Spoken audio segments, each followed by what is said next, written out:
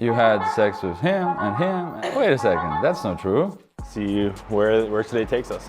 And like silhouettes from women like dancing in the room, and you're like, what's happening in there? And I wasn't on my phone, but I was just like kind of looking, enjoying the environment. Because like I probably just missed for years blind spots of mine, like talking too much. She didn't have sex for 4 months, but she clearly did. She just doesn't remember because it doesn't count. Even like certain communication techniques, cool, or how to talk to girls, or how to stand or how to stop a girl, that's fine. But like actually how to navigate a social circle without completely upsetting someone or totally being excluded from it, or being labeled as the guy who steals the girls, that's way more important, kind of. Alex has exceeded my expectations, and I can say that I think he's one of the best, if not the best, in the space.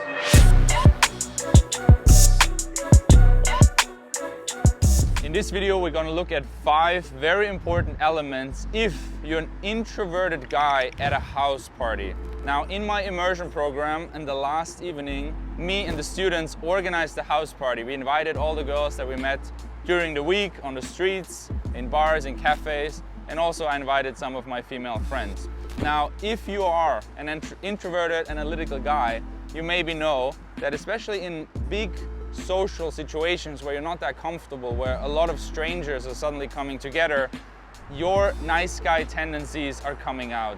You're maybe talking a little bit too fast, you're a bit too analytical, it's difficult for you to get in the flow, you're giving too much approval, and often you don't understand that actually pausing and distance and space and jealousy can be like Viagra for women. Now, that's why I want to talk about this in this video, so we jump into the 5 elements. All right, good morning, guys. The day after the house party. How are we feeling? Went a bit longer than I expected. Good. Yes. In this first part, we're going to look at how your nice guy behaviors turn girls off and make them see you as weak.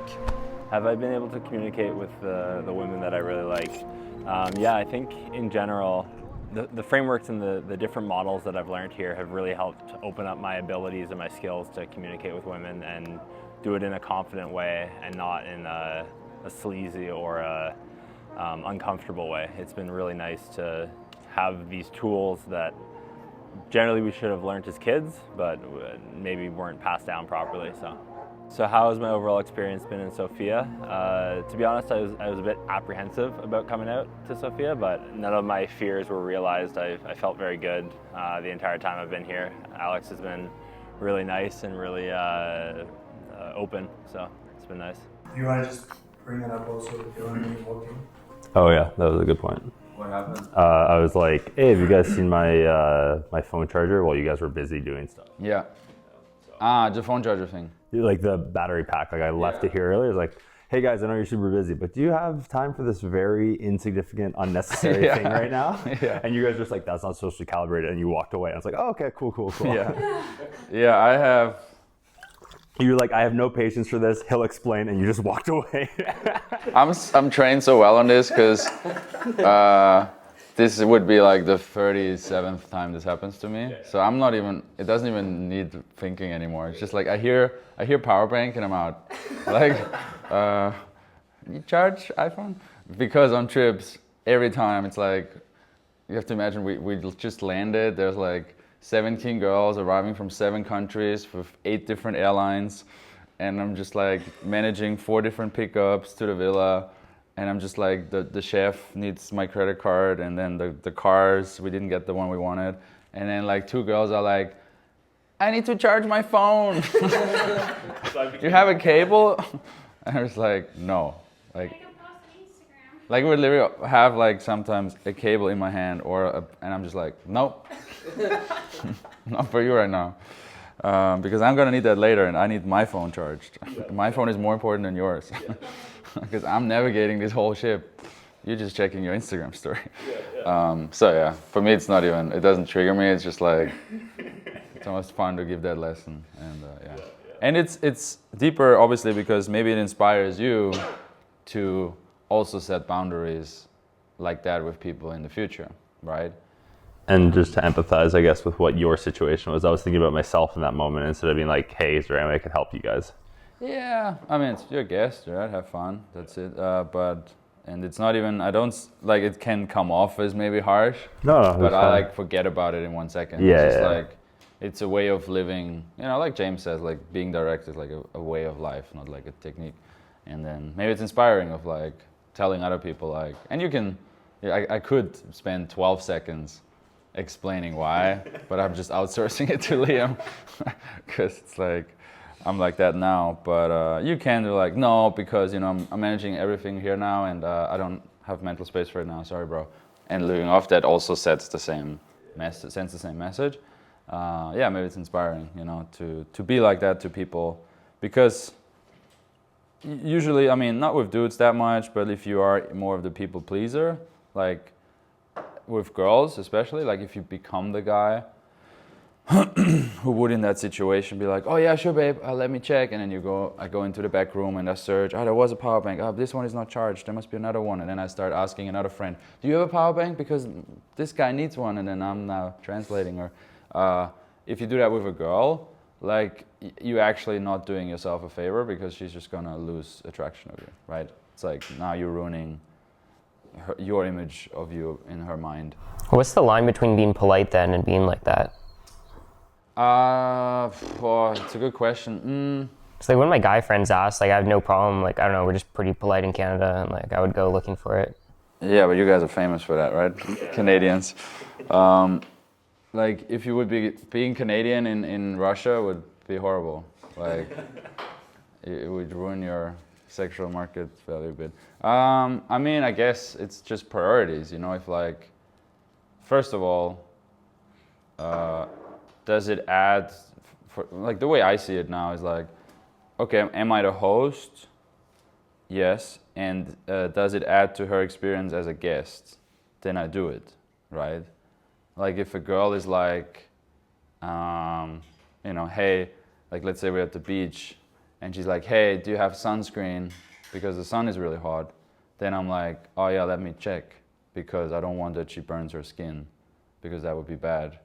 And also bad for photos. So it's kind of my job to provide that. I mean, sure, people should bring their own sunscreen, but understandable, right?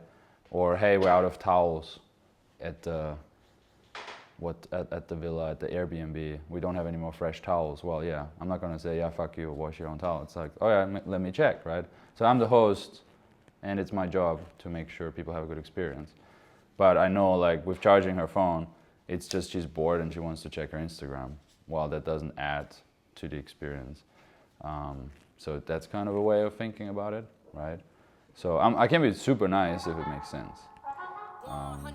Yeah, thinking that it happened overnight, it didn't. In it for the long haul flight, committed. Wanted me to fail out of spite, I didn't. All bark, but they don't bite. Yeah, the last thing was at one point, Liam was like wiping up stuff on the stairs, and I asked some question, game related, and there were two girls around too, and he just kind of pointed out later that it wasn't that like socially aware. Right, yeah. And then was that before you came to me or after? There you said, the 2-second rule, it works. I don't know. Oh yeah. So I'm just socially unaware of some of this stuff. Yeah. Even though. I mean, I get it because you were excited, like you just had a crazy mental breakthrough.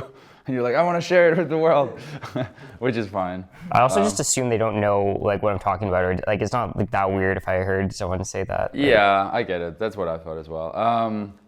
Still better, like that's another like form of discipline to just be like, oh my god, okay, like let's keep it. And if you do it once, it's fine. But if you obviously the guy who talks game all the time in front of girls, somebody will notice, right? They're not total retards.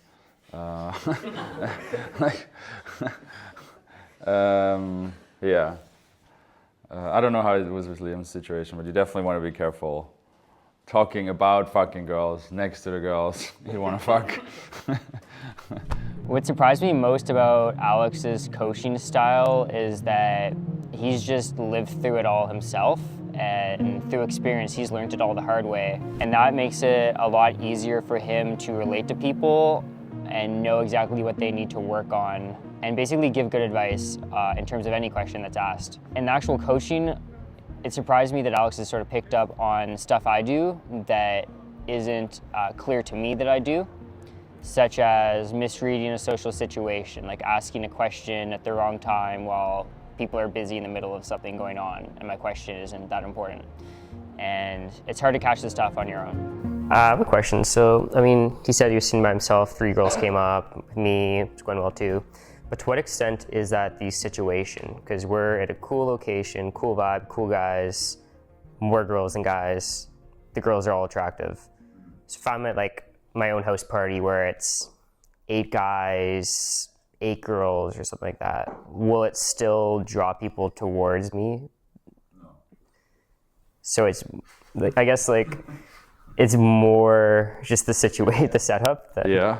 I mean, do you ever get approached on the street by hotties? No. So. Okay. Yeah, it's the setup. That's the setup. Yep. That's why the Embazarian named the book. That's the title of the book. But still, if I'm at those social situations, waiting a few seconds to respond and all that, still better. Sure. I mean, that's on the street as true as on every situation, right? Like, that is always true. But yeah, I mean, the great Robbie Kramer, you know, control the environment, control the ratio. That's his rule, which was put very simply and very genius. It's like that will lead to results. My goals for the future change by realizing the power of a good social circle where the type of people that you want to attract, both male and female, are brought into your life. And I consider that higher leverage. You can put in the same amount of input, maybe more input originally, and then get a lot of output in the future. And organizing the right events, meeting people, getting good content is just such a life hack for achieving your goals and making yourself a better person. And it's pretty achievable. A lot of people think that it's not achievable, but just getting the right systems, getting the right information, and taking action, I think it's very much possible. And I plan to start doing that in January when I am settled in a new apartment. But the fact that is very difficult for you to, like, you know, even if we also try to involve you in their fun and you're saying you're thinking very too analytical almost or too logical, like maybe one thing is like practicing to be loose, right? To be to talk about bullshit basically, or to read what energy they are on and kind of going with that vibe. In the second part, we're gonna look at how to slow down your speech.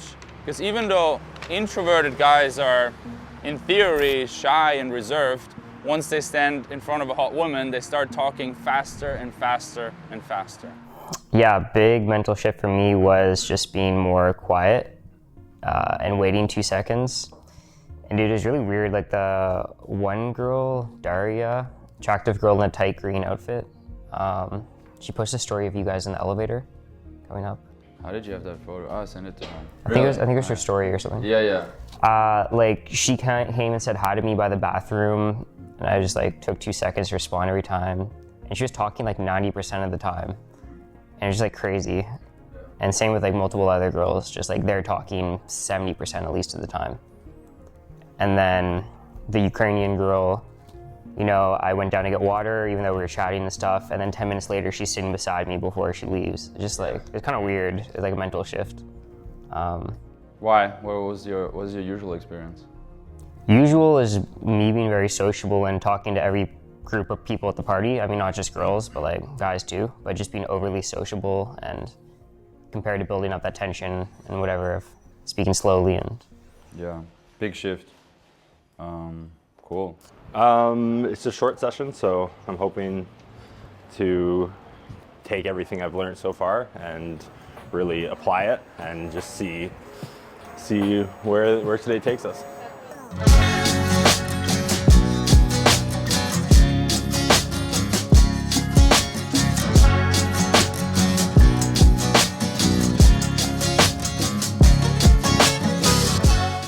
The biggest obstacle I've overcome is noticing my pitfall of my speech and essentially speaking right away when someone else talks, not just women, but men as well. Trying to be thinking through talking slower, which is making me not as cool in the convo, but maybe it's good just getting in those reps.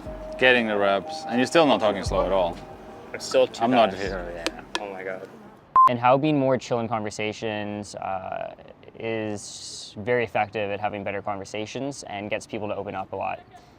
And I've noticed myself having much better conversations already. So I think that's a big obstacle that I wasn't even aware of before. So kind of like Lachlan, the biggest thing that I learned was, or like reinforced, was the concept that you were talking about yesterday with monk versus clown. 90% of the time, 95% of the time when I'm in a social environment, I have a bit of anxiety. So I default to clown. I default to, hey, how's it going? Like, I just Canadian friendly, put yourself out there. Doodly doo boo. Doodly doo, yeah, exactly. From there, what I decided to do and take your advice was to come back into monk. Sorry, is that still recording? Because it's like a 30-minute limit. Yeah. So I decided to step back, and I didn't actually approach or talk to anybody all night. I just sat back, and I wasn't on my phone, but I was just like kind of looking, enjoying the environment, not like staring into space, but just like kind of smiling and like. Which is so crazy because I wouldn't have even noticed that. In my mind, you've been engaging with people all the time, like in a good way, right? Yeah. Like, because it might then look like, oh, but I'm just sitting out alone by myself. Like nobody even noticed. Yeah, no, but like a bunch of times, like I would just sit and not even like. Generally, I'd be the first one to break the silence, and multiple times I was just like holding my tongue, like trying to be like, okay, practice this, see how it happens, and then somebody would come up with a cool topic of conversation that I would never have thought of. Yeah. So that was a huge shift for me. And then the craziest shift in that is like thinking of all the situations at events and on the street where you did talk and thinking, what would have happened if I would have just waited another 5 seconds, right? It's just like, how many good conversations and how much attraction did I ruin by not waiting for 5 seconds? Yeah, 100%. Just like, fuck, that's crazy. I think I've become more confident just from being around Alex and Liam and being around that vibe and aura for several days. And thus far as well, feeling more in control of conversations helps. And sort of knowing, to be more chill, the right questions to ask has just made conversations go smoother, therefore making me feel more in control of them, and also just more relaxed in social situations, which all contribute to greater confidence. And then 3 girls were coming and just having fun and then talking to me. I was like, what the fuck is going on right now? Why? What? Describe that emotion more. Like you're sitting by yourself, 3 girls want to talk. It kind of blew my mind that they really were trying to get me involved in their fun. Yeah. I was like, Lucky you. Part 3 is about jealousy. Now this is a bit of a longer segment, but here Dylan talks about how he actually distanced himself a little bit from the girl he was into during the party and how that made her chase him more. Very interesting dynamic. Totally. So yeah, that was a major shift for me. And then when those conversations were happening, they were good, and I was making connections with people, the second principle that you talked about yesterday around disengaging, that was huge for me too. So like there were some interactions that were just funny and good and we were like having a great time, and I was just like pulling myself away slowly, and I did that, and it was good because it frees you up to not only like meet more people and kind of get the vibe of more people, but there's a dynamic there that is established of, I hate to say jealousy, but just like exploring different options, I guess. Like you can't say jealousy. Okay, yeah. I use that word a lot. Fair enough. But there was one girl that we were shooting with. I didn't really take too many shots in general, but there was one girl that I was shooting with, and I'm really awkward in front of the camera, I find, and I was just making her laugh, and she was trying to be all serious and sexy and stuff, and she was just losing her shit the entire time. And we got along really well, and then at one point we were both up on the roof, and there was like a group of people around, and she was on my lap, and she was like actually touching my face and like getting very like intimate, and basically I just stopped, pulled back, and like disengaged completely. And what did you think in that moment when you had to do that? Was it difficult? It was just a strange feeling. It was like, I was like, the old me would have just been like, okay, let's do this right now in front of all these people, I don't care, blah, blah. But for me, it was just like, okay. So what happened was, that happened very early in the night. And then for about an hour, we like went back to get a drink. I got a drink, we like parted ways. And then neither of us even talked to each other. Like we didn't even look at each other all night. And like at one point she was with another guy and they were like cuddling on the couch. So I like... How did that make you feel? Jealous for sure. Yeah. But what I did is I sat right beside them with another girl and it was like chatting and like it was very clear what was happening, like on each side. Like we were so close to each other and right beside each other that it was like, and there was a veil that was brought down there because you had said it like once you see the Matrix, you kind of understand how it works. Like before I would have been so jealous and kind of like maybe trying to hover and like, oh, what's happening over there? But for this, I was just focused on the other girl. And then a little bit later in the night, it just sort of naturally happened that we re-engaged. But again, I didn't engage her. I just like sat beside her and waited. Yeah. And then we ended up kind of talking, vibing, kind of moving around the party a bunch. And then we kind of got isolated. It was just us hanging up on the roof. We ended up sharing a kiss. It was nice. It was very... a different... What kiss? Like quickly or like... No, I don't want to get too into it, but a proper, yeah, nice, like a nice kiss. Mm-hmm. And did that kiss feel much better because you had that 1 hour of separation? Like, was there a little bit of a pressure and release? It just felt like natural, and it was just like, okay, it wasn't like, I've had so many experiences over the last year where it was just like, okay, should I ask for the kiss right now? Should I force the kiss? And this just felt like okay, let's, like, we obviously both like each other. Let's just go. Yeah, and you have to recognize that situation where you're with the other girl then and she's with his, it's like, that is the kiss. Like, it was foreplay, right? And it's like, that's where the tension builds and where it's like, where she's like asking, is this real? Does he really like me, or was this whole shooting thing just nothing? And like all these thoughts go in her head and like, oh, and did I lose him because now I'm with this guy, but and she also knows what we know. It's like, no, trust the process, you know, trust that he will get jealous, and then you're like, trust that she will get jealous, and it's kind of like, then it happens and it feels better, or the connection is stronger, or the sex is better, you know. Like I said, fucking her brain, like that's what I used yesterday, and you fucked her brain a little bit with that. But no, it was funny just because like they were on the couch together and they were very, very close, and they were in my peripheral, so I wasn't sure if they were actually like making out, like they were that close. And then at the end of the night, when he had to leave early or something, he was like saying goodbye to her, and I was in the same periphery, and she wasn't giving him the time of day. She kept on like passing back to me, and he kept on saying like he's a real estate guy, and he kept on saying like, oh yeah, I'll help you get a apartment. Power bank. A power bank, yeah.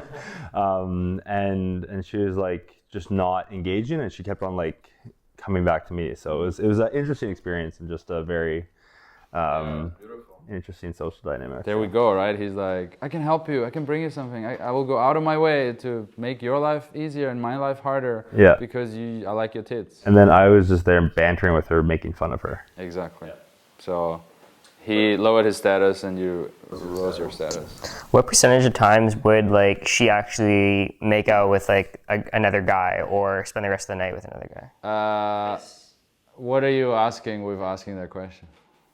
Like, to what extent should it go to make them jealous? Like, could you just lose a girl by being too... Well, that's actually something that I asked Liam, like, because I came over and I was like, hey, this is a situation, we were good, and now I haven't talked to her in an hour, like, what should I do? And he's just like, oh yeah, like, just go talk to her. Like, go re-engage, don't play too hard to get in this situation. Yeah, especially if it's the one party night, yeah. Well, you know, to answer your question, it's like, what's the chance to lose her? Sure, there's a chance, but it's like I don't like the question because you're still like, but I want to like hold on to it, you know. It's like I don't want to sit in these bad feelings. I don't want to make her jealous. I don't want to feel jealous. I don't want to, basically you saying, I don't want to feel uncertain.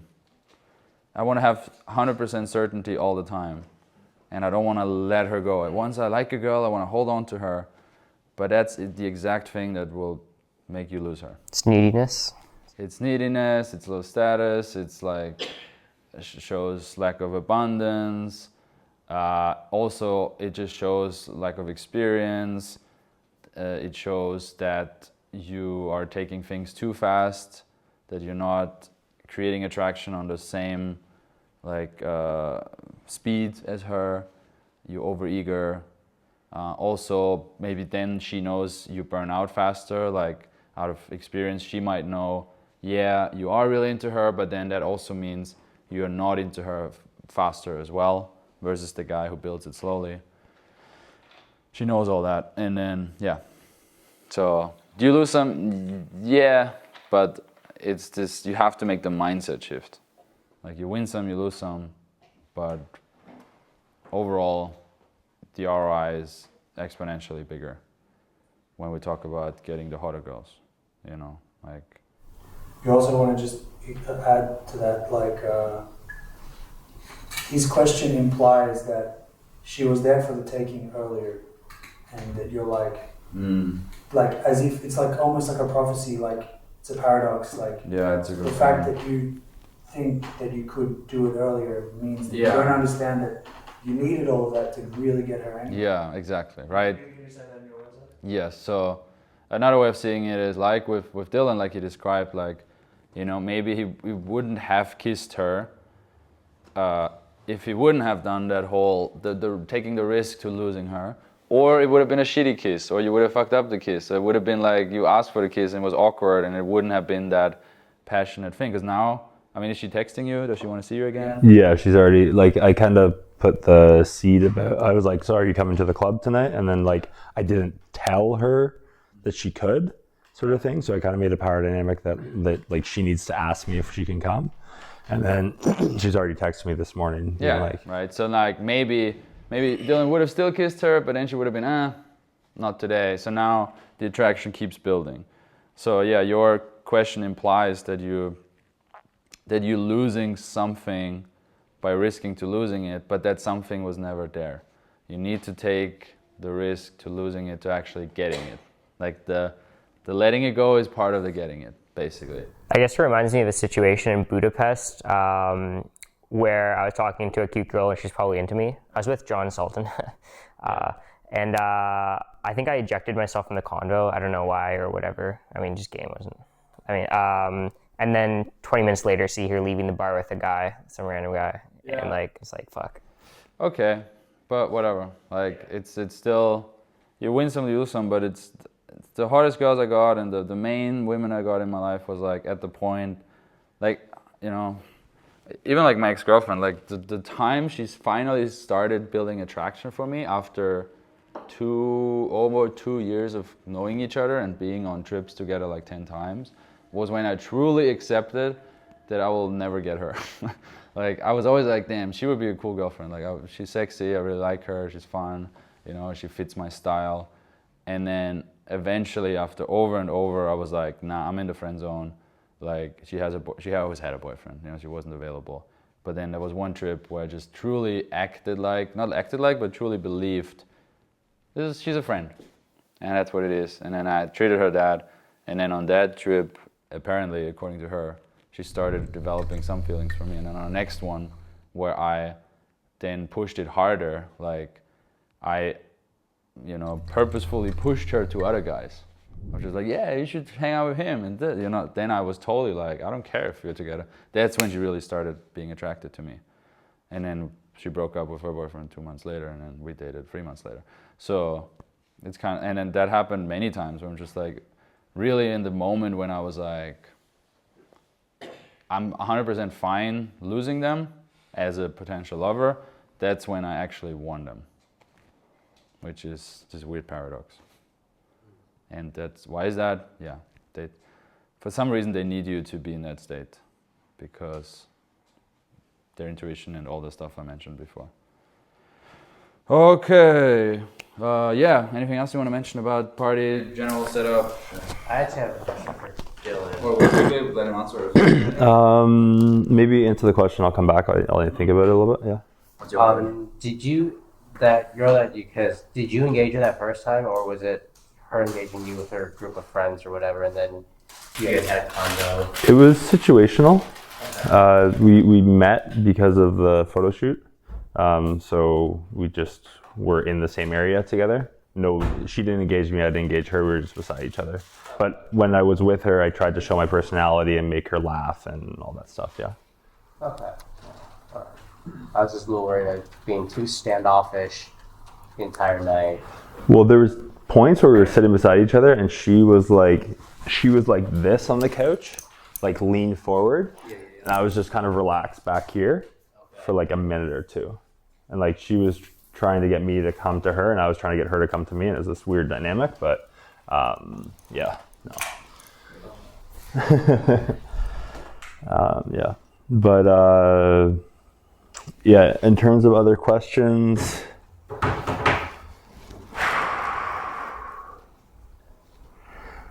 when you're managing that social circle of these girls, are you like, how does it work? Like, are you changing out people in the social circle? Like what's, can you talk a little bit about the management of the social circle, if that makes sense? Managing the social circle. Yeah, like is it always the same people that come to the parties? Or are you trying to purposely change it up? Like, I don't know. No, you always want to get more, because girls get boyfriends, or girls change their way of living, or girls travel away, or girls start a job that is demanding. You always need to keep feeding it. Yeah. There's a big churn rate. Yeah. Besides that, there's no real questions. Yeah. How are you feeding it? Like, is it asking people to bring new friends? Is it from day game? More cold approach, more DMing, or if you have a good offer, you can DM, sort of, or asking other friends to come, running ads, building the page, basically marketing, or getting more eyeballs in whatever way possible. Obviously building your personal brand, right? Like, obviously if Jay posts a story, plain like his own IG is cool enough. He doesn't need a brand, he doesn't need run ads. Like, he is the thing. So all of this. Would you ever cancel a party if the ratio is not right? Oh, sure. I don't know. Like, better just sit through the cringe. Like, you're just gonna learn more not doing. You're gonna learn more doing it bad than not doing it at all. Yeah. Like, there's always some takeaway. I mean, that's a bigger topic. It's a good question.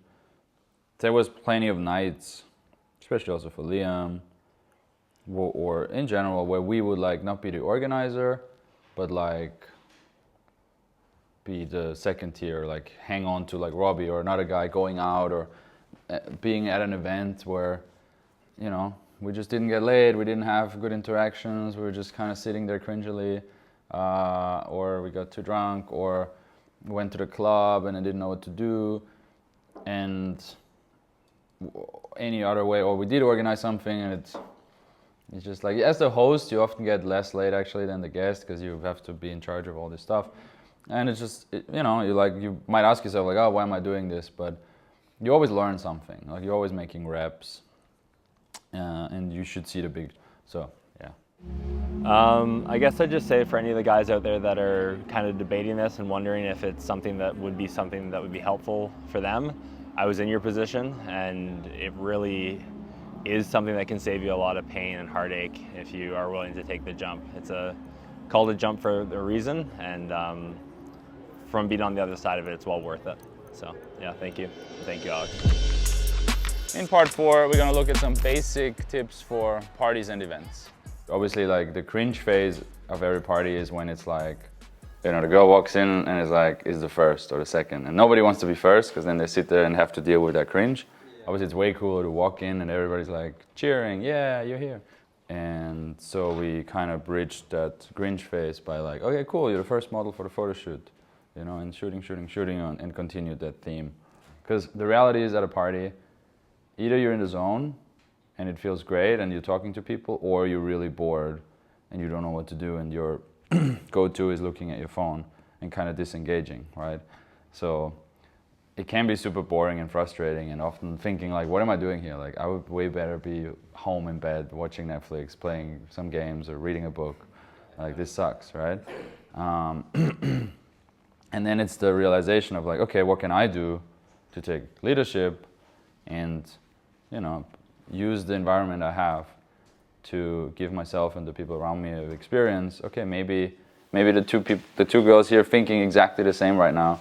And if all I need to do is just say, hey girls, let's check the rooftop. And they're like, yeah. And it's like, okay, now you have two friends. But obviously it's kind of your job to take leadership in these situations. Because again, a woman won't do it. You know, it almost makes no sense that she was like, hey Thomas, you want to go and smoke? Like, it happens sometimes, but it's again our job. It's the same with approaching. And approaching, we're very direct. But here we don't have to, because we have the social environment that gives us the opportunity to seduce a girl over a longer period of time, right? Like on the street, if she runs away, we're never going to see her again. Here, we don't need to be as direct, because we're going to see her 20 times over the 4 hours, right? Or, 20 times over 6 months, whatever it is. Okay, I don't know how you're going to implement that in your life, but shooting clearly is a huge thing. Like, you see how the girls ask for photos and posting it the next day. It helps our brand, having the logo there, and it's kind of like a symbol or like an attraction. Helps as well, so it's thought out. Maybe you can think, how could you implement elements of that in your own life? And it could be as simple as I mentioned yesterday, of like doing a hiking trip and then they having sick ass content of that, right? Versus just nothing. Alex has exceeded my expectations, and I can say that I think he's one of the best, if not the best, in the space. Instagram's like, I don't know, 4 girls that I would say vibe well with. They were pretty invested in the conversation stuff. What would normally be the next steps? Because tonight we have the club, but like normally, would it be like organize some event next week, like Frisbee at the park or something else that they say is? You mean girls that you wouldn't meet on a one-on-one date? It's just like vibing. So if I like them, I could text them for a one-on-one date, or otherwise just invite them to a social situation? Yeah, and then you will figure out for yourself what works better for you, your schedule, your travel schedule, your personality. Like, I shifted over the last 2 years totally to just social events. Like, I don't want to go on one-on-one dates. It's like, I'm stressed now on one-on-one dates. I'm just like, 3 hours, but it's just me now. And that's actually not true at all, what I just said. That's a total lie. Because I was just in Argentina and I was on like 5 one-on-one dates and I had a great time. I just remember. So I just broke that rule last month. But 2 years before that, I didn't really go on one-on-one dates. Maybe being in a new culture or having Latina girls because they're fun, it was fun. Or because the food was cheap and I wasn't stressed about having that was kind of part of it. Like having sick dinners that I would have anyway. Ordering a lot of alcohol, getting really drunk with fun girls. Okay, that was fun. And then the bill was like $60. Yeah, like one-on-one dates in Miami. Like, I would hate that. Yeah, right. And I was on one date in New York, and I was like hating my life. So maybe it's just my income level and type of girl. And the best for last, in part 5, we're gonna talk about wingmanship. How to respect the other man at an event, how to be a good wingman to them, how to give them space, and basically how to not fuck up their seductions, and hopefully they will do the same in return. We want to create a strong brotherhood, so let's talk about that. On our way down, because the door was locked, I was like, oh, your boyfriend is down there? He's like, he's not my boyfriend. That's how I checked a little bit. It's not a... Yeah, that's one thing I wanted to ask you about now that I think about it. Even though she says like, yeah, we're not a thing, but the guy is into her, how do you navigate that dynamic? Yeah, then she's still his, like, because she might say that and 10 minutes later say a totally different thing. Like, you basically can never trust what she says. Okay. Like. So if she walked in the door with him, it's like, okay, he's into her. No, I mean, you have to ask him. Okay. Because maybe they're just buddies, right? I mean, it doesn't mean just because he brought her, it means he's into her. Okay. but you have to check with him, not with her, because she might say anything at any time. Like basically don't trust anything a woman says ever. Great TikTok. Because it's like so emotionally driven and what she feels in that moment, and there's other influences and she doesn't really understand the dynamic in that thing, and she might just have her own truth. Like I was talking to her about this the other day of like, she said something and I was like, I don't know what the situation was. I was like, yeah, I don't believe you or something like that. And it wasn't like, I think you're lying. It was just like, I don't think you know the truth, or I think your truth is just different from another truth. And there's different forms of truth, and female, they create their own truth. How do you analyze everything and like learn from it? I mean, it helps that you're with Liam. You guys like talk things over the next day, or because like I probably just missed for years blind spots of mine, like talking too much. But like, yeah, mentorship. And it's really the only way. Like, because the problem is, you know, Liam is not just a friend who we talk about. Like he's been coaching for over 10 years. So even if you had a great buddy, he wouldn't tell you. Because first of all, even if you tell him like, yeah, be honest, he wouldn't even know what to say because he has no training, because he's not a dating coach. So basically you either need a best friend who's also a dating coach, or you pay a dating coach. That's pretty much it. Because yeah, it's just not gonna, like, what do you do if your golf handicap doesn't change? You hire a coach, right? It's like, and you don't just hire anyone. You don't ask a friend how to get better at golf. You ask a professional. Pretty much it. And the worst is when they give you advice and they convince they're right, and it's really they're just projecting their ego. Yeah, or insecurities. Yeah, it's dangerous. Like asking girls for advice, dangerous. Sometimes amazing. Like asking girls for advice can obviously be the best thing, but you need to guide it like very clearly. Like you have to ask very specific questions. Otherwise, they totally are layered with their own thoughts how the world should work, and you know, projecting on from their ex-boyfriend onto you, or their horoscope or whatever. So you have to be like really super specific with questions. Then you get really good answers, and knowing when to kind of like ignore it. And with guys, yeah, similar. Would I ask girls who have like really masculine energy, like stuff about dating?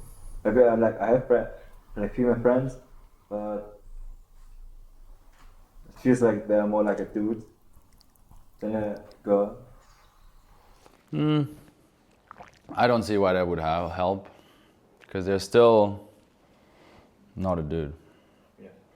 You know, they still don't know how it feels to be a guy, and how it feels to get rejected, and how it feels to feel lonely, and how it feels to not get it up in bed and all that shit, you know, like. As well, one thing that I think I've struggled with is thinking that guys dislike me for showing intent towards girls. So for example, if a guy sees me talking to his girlfriend at a party or during the day, that he will dislike me and it'll be really awkward and I should be embarrassed. And last night with one of the guys always being in the conversation with me and a girl not sure if he liked her or not, and feeling guilty asking him like, hey, do you like her? Yeah. Although when I did ask, it was totally chill. Yeah. But yeah, that was another thing that has probably limited me in the past. Yeah. You mean, to clarify, unknowingly talking to a guy's girl and then finding out that she is his girl or not, and then asking basically what's up. Yeah, or if a guy is like into her, even if it's not, you know, even if he didn't come with her or anything, just like feeling kind of guilty showing intent in front of other people. Yeah, understand. Cool. Yeah, it's great that we covered that wingman stuff yesterday and you implemented it well. It's like a little rep, you know.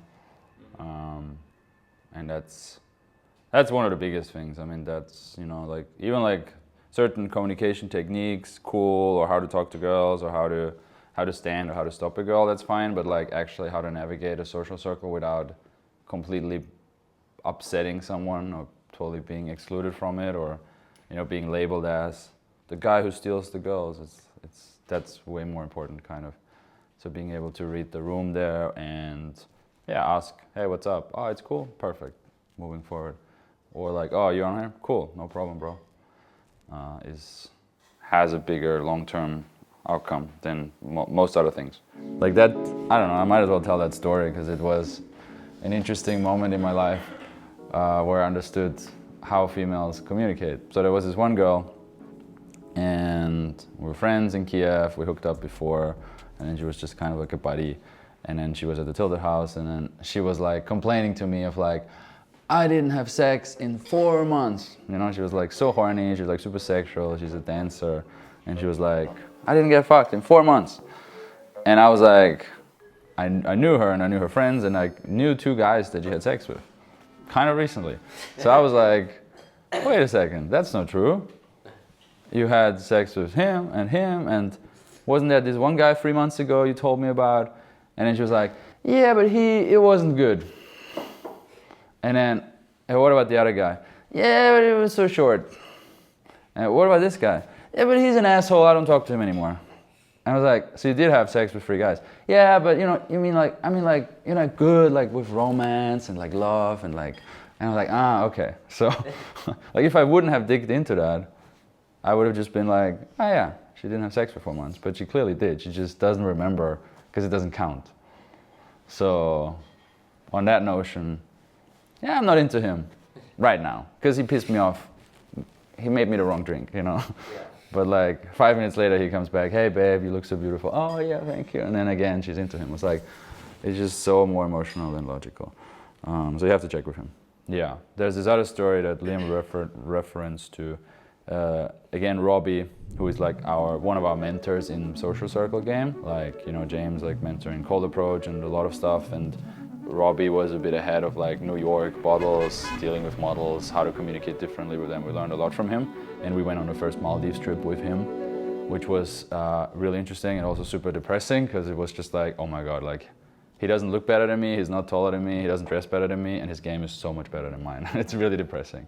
Like, I remember being on parties with him. It was just like, you sit alone at the couch and like, you know, this is his room and you just hear like erotic techno music, and then once every 15 minutes the door would open and you just see purple and red light and like silhouettes from women like dancing in the room, and you're like, what's happening in there? Okay, I guess. Just like he's just orgying it up on these trips with the hottest girls, and it's just now like, he's dating Miss Ukraine or married. Pretty much, yeah. Yeah. I met a guy in Medellin, and he was like telling me about Robbie. I never heard of him. He's like, yeah, I'm in Robbie's group of friends, and like I was like, who is this guy? Yeah, Robbie knows his shit. So anyway, he was invited to his, was it like best friends or whatever, birthday party? Yeah, so he was invited to his best friend's birthday party, and for whatever reason, Robbie just couldn't find a girl to go with.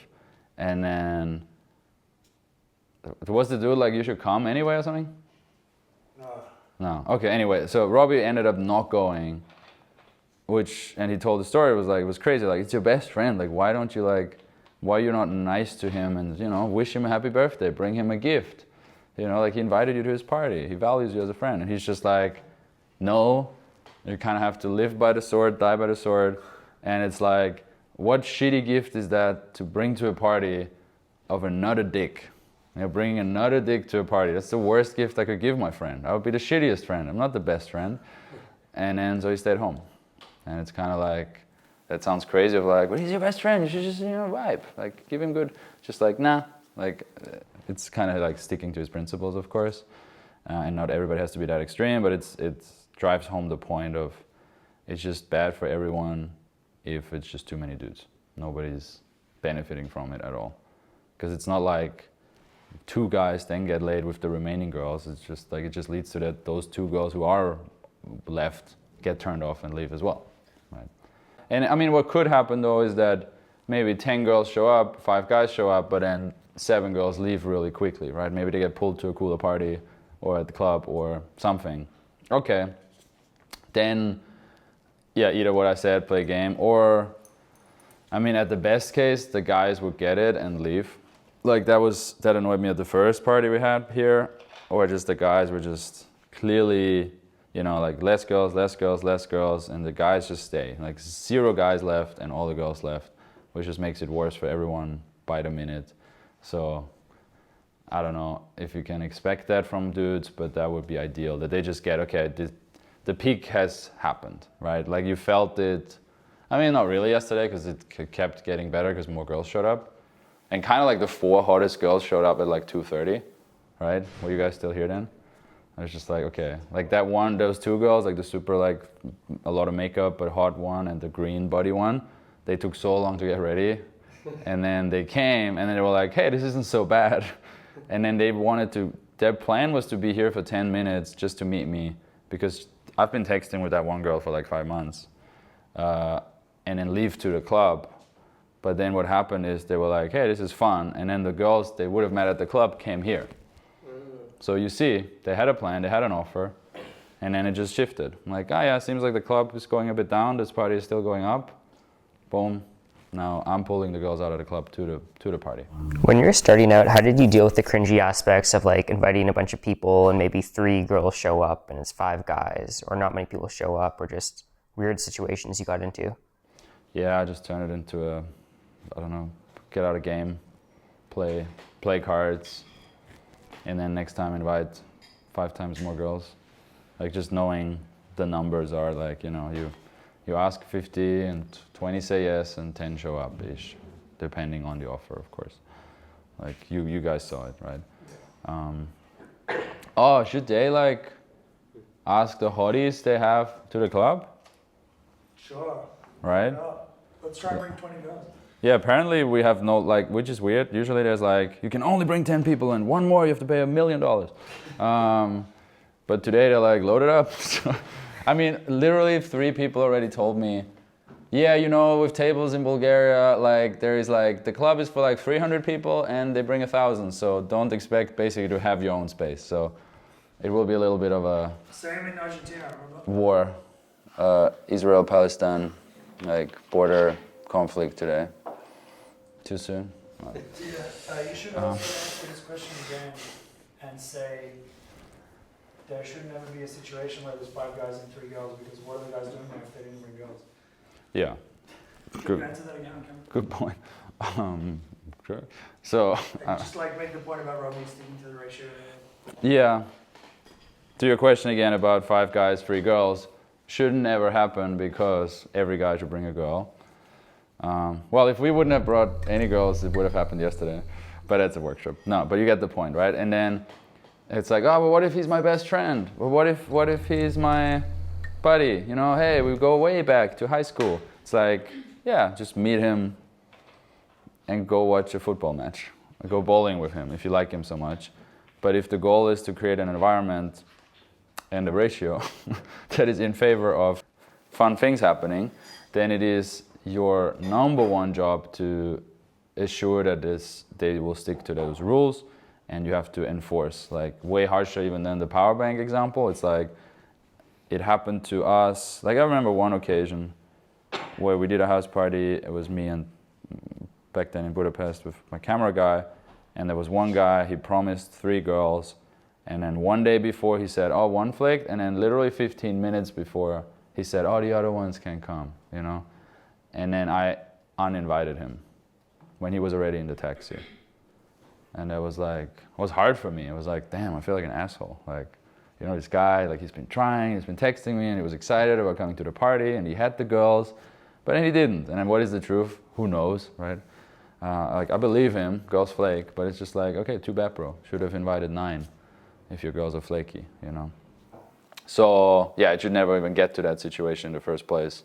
And then it's actually, if you're the organizer of that event, it's your fault for not making the rules clear and not setting clear boundaries and then executing on them. All right, guys, final infield session. Well, let's warm up again, smiling at people. Hello. What surprised me the most about Alex's coaching style was the fact that it's so relaxed. It's nothing that is flashy or out of this world. It's just simple techniques and frameworks that are helpful. I want you guys to challenge yourself a little bit today of staying in the pressure longer, staying in the conversation longer, maybe trying some things out that you didn't get a chance to. I just want to say, I really like you guys' style. It's like very LA, kind of New York vibe. And you want to speak slowly. You know, yeah. Like, hey guys, New York, LA vibe. It's like, they must speak really good English, but that's immediately understand. D-A-N-G. Dan. Yeah. Like you wake up in the morning and you stub your toe. Dang. So you go with the flow of everything. Like, Yeah, absolutely. like you were born here, it's like, this is my city, I'm going to stay here, and then... And I've noticed myself having much better conversations already, so I think that's a big obstacle that I wasn't even aware of before.